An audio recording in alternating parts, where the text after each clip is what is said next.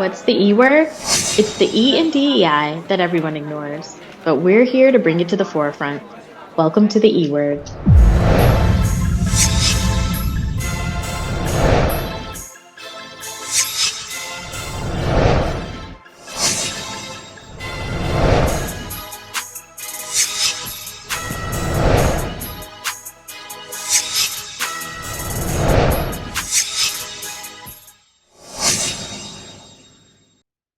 Hey, Brittany.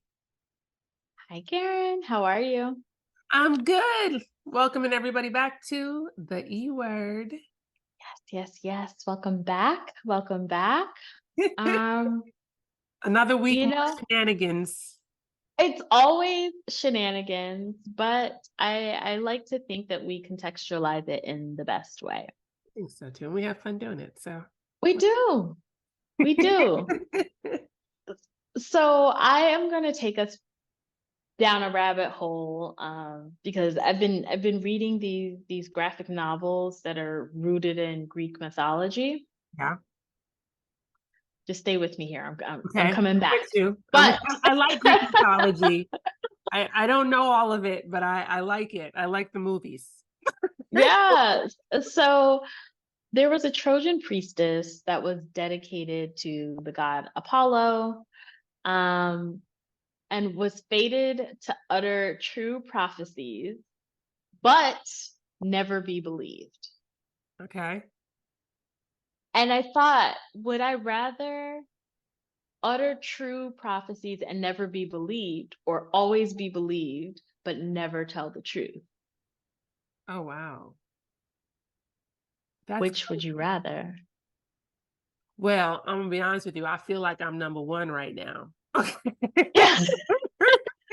And I'm so glad you said that because I'm sorry that you're not believed, but because again, to be believed is one of the greatest kindnesses we can do one another. But I thought about that when it came to work, to the world of work, because it seems like there is one group in the world of work, and that priestess was named Cassandra, by the way, or Cassandra, however you want to pronounce it. But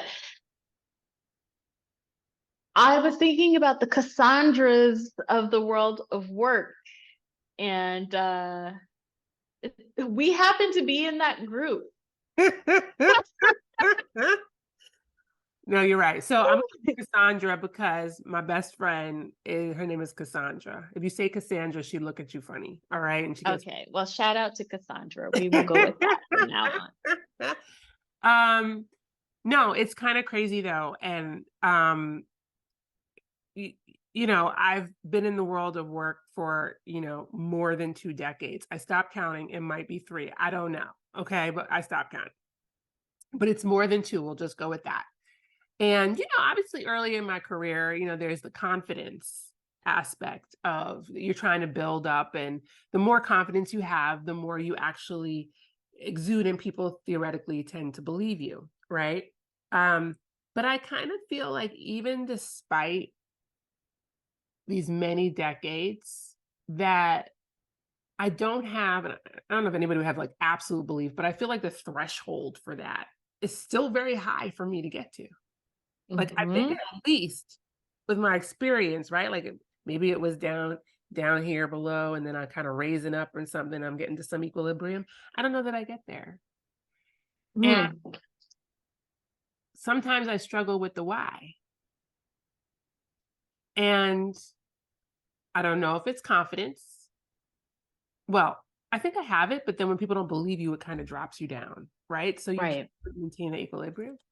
Um, but then sometimes, I know what I'm talking about. I've said the things a million times. And sometimes it takes somebody else, usually not a person with my melanin, all right, Hmm. to say the same thing for it to be believed. And it's actually super frustrating. And I think the other frustrating part about it is that in many instances, more often than not, I just have to accept it. Oof. That sounds demoralizing. It is if you So, yes, it totally is. But when you're so used to it, right? You put up the barrier, Right. which means your acceptance is not like accept and, oh my gosh, I feel so bad about it. But it's accept and move on from it, because you can sit and dwell. And how do you change that? You know? Right. So that's always a struggle. And those are battles you pick and choose, Mhm. right? Mhm. Some are worth fighting and some aren't. But Yeah. shame, you always have to have that battle. I was speaking about this with an executive, a coach one time, and she said to me, the thing I noticed about you, you always come over prepared Mm, and you tend to over explain. You don't need to do that. mm. And I felt so exposed in the moment. I was like, oh, gosh, what do you mean? And similarly, um, what we came to is, yes, I don't need to over explain, right? It's okay. I have my reasons, I have my rationale, but very often I'm stepping into a space where people are relying upon my expertise, and they don't really care about all the background. They don't care about how I got there. Mhm, They just want to know how I'm going to help them. But mhm. the reason why I over explain, it's a trauma response. Yeah, It's a trauma response of yeah, not being believed, of being questioned more than others, of being a Cassandra yeah. at work. Um, and so again, when I look at audiences throughout organizations, there seems to be a common theme that the Cassandras of the workplace, more often than not, are women of color, but most especially Black women. Mm, And we have seen this happen through history. We've seen it in the civil rights movement, absolutely. where Black women's contributions have been minimized. Yes. We've Or seen, erased. or erased, right? We don't think of Fannie Lou Hamer. We think that Rosa Parks was just this little old lady, this tiny little seamstress, when she was an activist. Yeah. Uh, and we're just told she was just so exhausted that day from working. She just didn't have time, instead of it being a strategic moment of activism.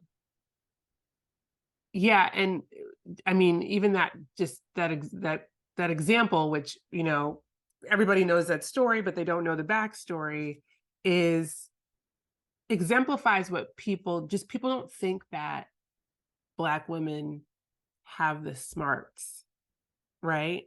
And that's the underlying problem. Although we're the most educated, right? Statistically, yes. Yeah, And I think that's where we always have to prove. That's why you're always over explaining and explaining. correct. It's because people just don't think we're that smart, or we have these capabilities, and it must have been for some other reason. And or you're even if you are seen that way, you're looked at as an anomaly.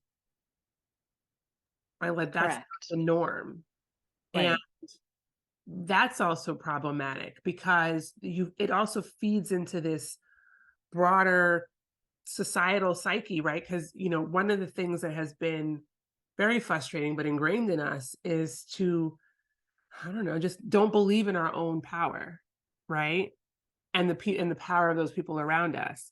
So if you are treated like an anomaly, then you believe you're an anomaly, and the other people around you can't measure up to you, right? And we also see that dynamic between Black men and Black women as well, right? And so it just becomes very pervasive in different segments in society, and Mhm. results in us, even within our own race, not giving each other the proper kudos and grace that we absolutely should be doing as a people. It's very cool. Absolutely. Absolutely. And it's so layered. It's so layered to unpack where that comes from, right? To be in a space and compete, Yeah. and not offer the support that is expected or due. Mhm. But I also want to put some numbers behind it because I come with receipts. Yes. So I have had the benefit of I'm a Rutgers alum. So anyone listening who's a Scarlet Knight, but I had the immense pleasure of serving on a panel. Rutgers, they have a Edward J. Blaustein School of Planning and Public Policy, and specifically serving on a panel discussing development to workforce development. And they have released a report that is truly groundbreaking, led by Dr. Carl Van Horn. He's an esteemed expert on workforce development. And this report is coming out of the Heldrick Center for Workforce Development. So again, I just want to make sure that I am properly attributing, Yep. the work, because that is what we do. So they have released this study to examine racial and ethnic discrimination at work and opinions when it comes to diversity, equity, and inclusion, policies and practices across the United States. Okay. And this is, it's comprised of full-time and part-time workers. And so they asked questions about perceptions of discrimination and unfair treatment at work. But the first question, do you think discrimination because of race or ethnicity is a major problem, a minor problem, or not a problem in private companies or your company? Mm-hmm. What I thought was fantastically interesting is every group, whether they were Asian American, Black, Latino, or white, both males and females, everyone was above 50% in saying that they thought that racial and ethnic discrimination is a major or minor problem in private workplaces. 50 over 50%. Lowest, Okay. over 50%. The lowest amount, which were white females and white males, were at 57%. So again, more likely than not, they believed that racial and ethnic discrimination is a major or minor problem in private workplaces. All right, that's really critical because everybody thinks That it's is. a problem. Basically everybody, almost Everybody agrees it's a problem. It's a problem. Okay. 100%. This is Right. not a us versus them. We're all on the same page. Right. However, the group who believed that the discrimination is a major or minor problem in private workplaces, the most at 76% were Black females, Black female identifying people, or Black women. Mm-hmm. And when asked if they thought racial or ethnic discrimination was a major problem or a minor problem in their own workplace, they were among the highest to report that it was a major problem in their workplace at 57%. Okay. I mean, that makes sense given this, I'm going to call it the informal rung theory, right? Yes. Yes. Where, Black women are typically at the bottom rung, right? And everybody, is higher than them. Black men, Latina, Asian, white, of course, going up the spectrum. So that jives with my, what do I want to call it? I don't know, the street version of facts. And what's interesting is Black men, when they said they thought, when they asked whether they thought it was a major or minor problem in their own workplace, Yeah. Black men came in at 47%. Okay. I mean, So, so I thought that was really interesting. yeah, it's still jiving. Yeah. Ladder. Okay. Okay. What did Yeah. white people think? Well, white men and women um, felt that they were both at 57% or with seeing it as a problem in private workplaces. But when asked if it was a problem in their own workplace, white men, 29% of them believed it was a major or minor problem in their own workplace, and 25%, just one quarter of white women polled, uh, believed that it was a major or minor problem in their own workplace, despite believing, overwhelmingly in a majority that it's a major problem in private workplaces generally. But when asked about their own workplace, only 25% Okay, well felt it that was. dives too to me. Okay, it's everybody else doing that, not over Yes. here. Okay, that's somebody else's problem. Is not our problem over here. We're good. Mm. Right? Because that would mean there's some reconciliation. Yes, not in my backyard, right? Hey, Like not it's not happening here. Generally, is it a problem? Sure. But if invited to reflect upon workplace practices at my work, well, I don't work at that place, right? mm-hmm, I haven't seen it, mm-hmm. um, which is very, very interesting. I mean that totally makes sense. Again, that means you have to, if you've seen it, then you have Mhm. to start asking yourself questions about where do I Mm. work? What did I see? How did I react to that? How was I or was how I was not an ally? What happens if I see it again? It starts to put you in a very uncomfortable space to acknowledge that your current environment has issues. And then what are you going to do, if anything? Are you going to be a upstander or a bystander when faced with those issues? So they're just not happening here. It's just easier. I get that. Very interesting. So I'm also going to give you a few more numbers. Hopefully I'm not doing too much, but No, I'll keep going. We got to see the receipts because people, they need to we know. have to see the receipts. So if my executive coach is listening, I'm not responding to trauma in this moment, but I'm providing the listeners with information.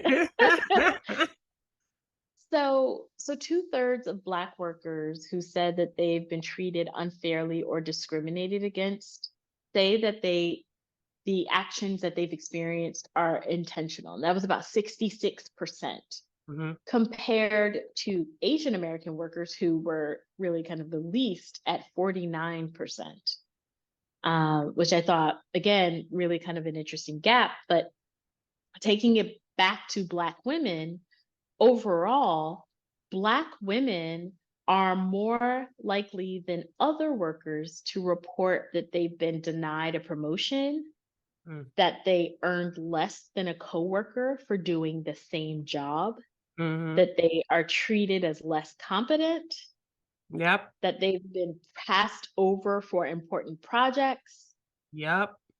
heard comments, insults, or slurs from managers or coworkers, Mhm.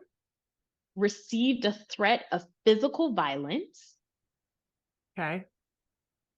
denied a raise, Yeah. assigned unwanted shifts or tasks, Yep. received less helpful advice, Absolutely.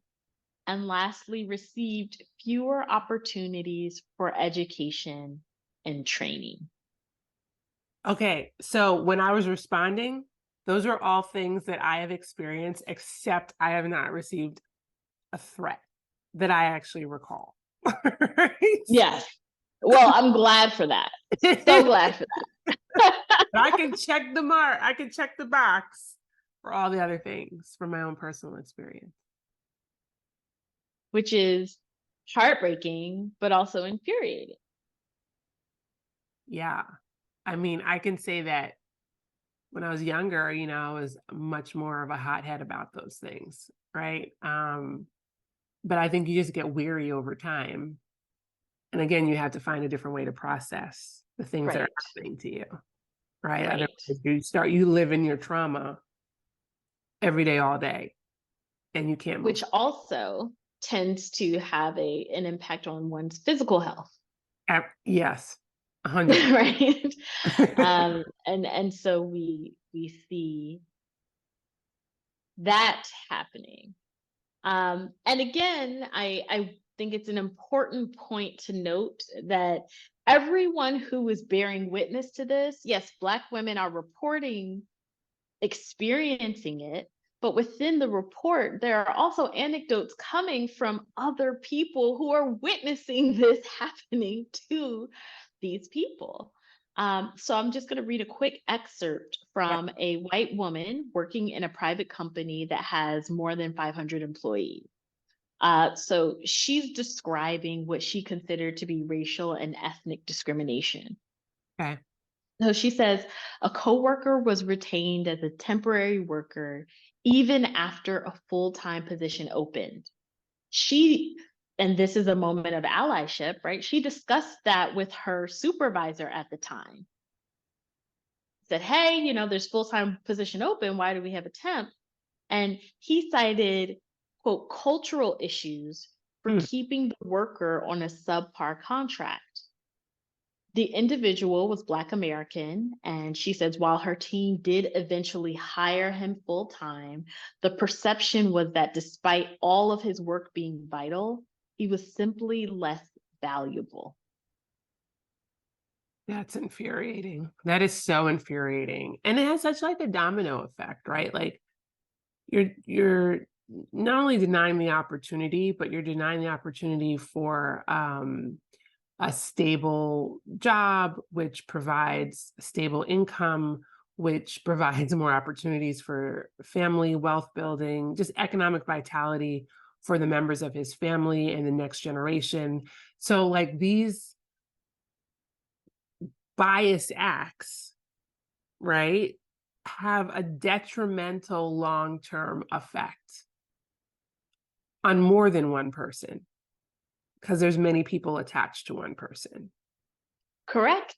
And we don't know what the role was. But Mhm. what if this were, a fairly high ranking role, the effect that it likely had on the organization? Yeah. And the the supervisor, again, potentially stalling the organization's goals Yep. due to cultural issues. Who's whatever that means. Right, which is again this kind of nebulous explanation that we don't really understand. It isn't rooted in um, actual fact, right?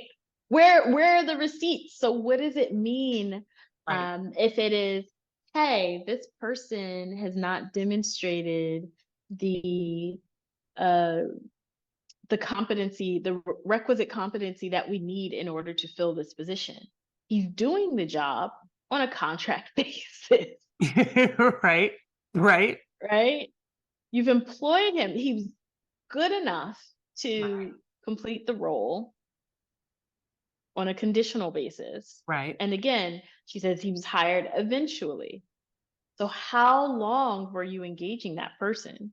Because sometimes, well, very often, contractors are more expensive. Yeah, but what's also I mean, there's the cultural competencies, and then there's your core competencies, right? To, like you said, to do the job, which this person could clearly do. The cultural stuff, again, how you define that, but I kind of look at that more as a value-based system. Does this hire align to the mission, vision, values of the organization? And how are you judging that? Because if you do have a contractor, we don't really understand the role of that contractor. Were they in the office? Did they participate fully in meetings and events and et cetera, right? Or were they treated as an outsider because they were a contractor, not included in employee, only in situations? How did you evaluate whether this was, and I hate this word, cultural fit? Because that's what it sounds like to me. Like, how are you establishing that? Right. And you're right. Like, they were there to work, they were doing the job, clearly doing the job well, and eventually were hired. So that was a purely subjective evaluation of someone. And that's what we need to get away from. Right. Like, it's not necessarily, although this is what people do, whether we like someone or not. But it's about the job that you are hired to do. Liking someone is a benefit, but not a requirement. Correct. And Because if we're grounding, yeah, no, go for it. No, I'm just saying too often people lead with that, with like the likability factor. I mean, in politics, that's a huge part too. Like, that's what we lean towards, right? Right. But we can't do that as leaders. That is the wrong move. Sorry, go ahead. Yeah, and I was just going to say, as a leader, the question is, do you want to base your organization's future and operational success on a subjective feeling that is not measurable, Right. that is subject to change due to factors that may have nothing to do with that individual? Yep. Right? There can be 15 things that have happened to me to ruin my day before my first interaction with this team member that has nothing to do with that team member. Exactly. Right? I hit traffic. I wore, one blue sock, one black sock, my alarm went off. All of these subjective experiences that impacts how I come and show up at work. Yeah. It has nothing to do with what's Nothing to do with happening. that. And you know what I've seen, just to flip the likability part, is that because someone is very likable, their work is judged very differently, right? I've seen this time and time again. Oh, they're great. They're just, I really like them. They're really trying, but their work product is very poor and is making the organization suffer because they're not doing what they're supposed to do and other people rely on them, right? Right. So you're making bad judgment calls on both sides because you're using a subjective measure, because you've deemed that person a quote unquote cultural fit, but they're not competent in the other categories, right? And this experience is so pervasive. We are all so aware of it that we have a term for it, right? The quote, personality hire. Right. That's right. Right? There's memes, right? You can go on TikTok, you can go on Instagram, and you can see people joking about the fact that, when you stroll in at 10 a.m., but it's okay because you're the personality hire. Right? In 10 seconds, we've communicated a huge problem that you just articulated, right? That you have someone who